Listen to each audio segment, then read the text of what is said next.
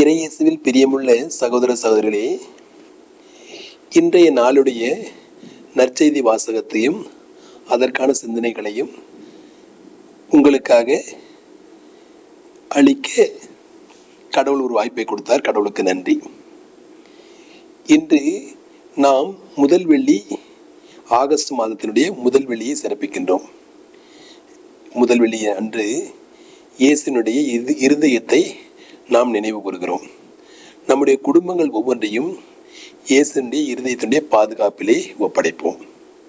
இயேசுனுடைய இருதயம் பரிவுள்ள இருதயம், கனிவுள்ள இருதயம். எனவே அந்த இருதயத்தை நோக செய்யாமல் அந்த இதயத்தை அன்பு செய்து வாழ நாம் வரம் கேட்போம். இன்றைய நாளிலே நமக்கு கொடுக்கப்பட்டிருக்கிற அந்த இறை வார்த்தை மத்தேயு நற்செய்தி 16வது அதிகாரம் 24 முதல் 28 வரை உள்ள வசனங்கள். அக்காலத்தில் இயேசு தம் சீடரை பார்த்து, என்னை பின்பற்ற விரும்பும் எவரும் தன்னலம் துறந்து தன் சிலுவையை தூக்கி கொண்டு என்னை பின்பற்றட்டும். ஏனெனில் தம் உயிரை காத்துக்கொள்ள விரும்பும் எவரும் அதை இழந்து விடுவார். மாறாக என் பொருட்டு தம்மையே அழித்துக் கொள்கிற எவரும் வாழ்வடைவார். மனிதர் உலகம் முழுவதையும் ஆதாயமாக்கி கொண்டாலும் தம் வாழ்வை இழப்பாரெனில் அவருக்கு கிடைக்கும் பயன் என்ன? அவர் தம் வாழ்வுக்கு ஈடாக எதை கொடுப்பார்?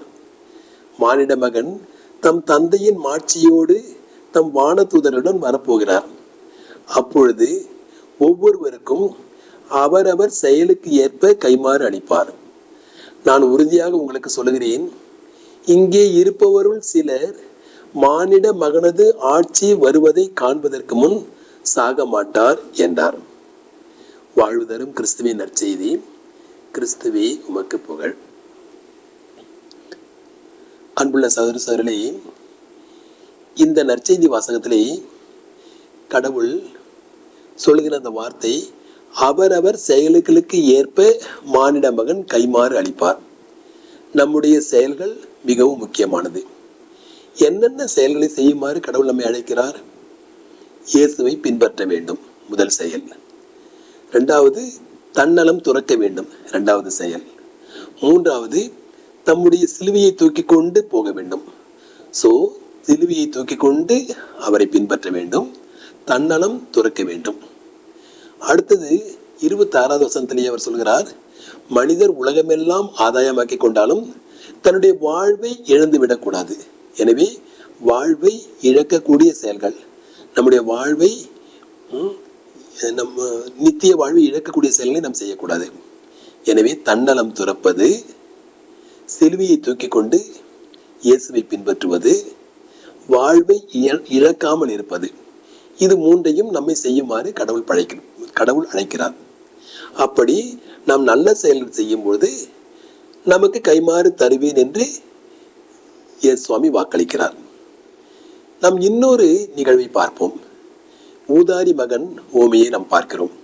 அந்த ஓமையிலே அந்த மகன் தந்தையை பின்பற்றவில்லை, தன் விருப்பம் போல நடக்கிறான், தன்னலத்தையே குறியாக கொண்டிருக்கிறான், தன்னுடைய சொந்த விருப்பத்தின்படி நடக்கிறான், தனது வாழ்வை இழக்கிறான், தாறுமாறாக வாழ்கிறான், வாழ்வையை இழந்து விடுகிறான். ஆனால் தந்தை கடவுள் அவனுக்கு அனைத்தையும் அளிக்கிறார். கைக்கு மோதிரம் அளிக்கிறார், காலுக்கு மிதிடி அளிக்கிறார், புத்தாடை அளிக்கிறார், அவனுக்கு கைமாறு செய்கிறார். எனவே 2 நிகழ்வுகளை நாம் பார்க்கிறோம். ஒன்று நமது செயல்களுக்கேற்ப கைமாறு, இன்னொன்று தந்தைகளுடைய இரக்கத்திற்கேற்ப பரிவிற்கேற்ப கைமாறு. எனவே நம்முடைய செயல்களை விட தந்தையினுடைய பரிவு மேலோங்கி இருக்கிறது. நாம் முதல் வெள்ளி நாளை கொண்டாடுகிறோம். இயேசுனுடைய இரக்கமுள்ள இருதயத்தை நாம் சிந்திக்கிறோம். எனவே இயேசுனுடைய இரக்கம் அலாதியானது. அவருடைய இரக்கம் நமக்கு வாழ்வை தருகிறது.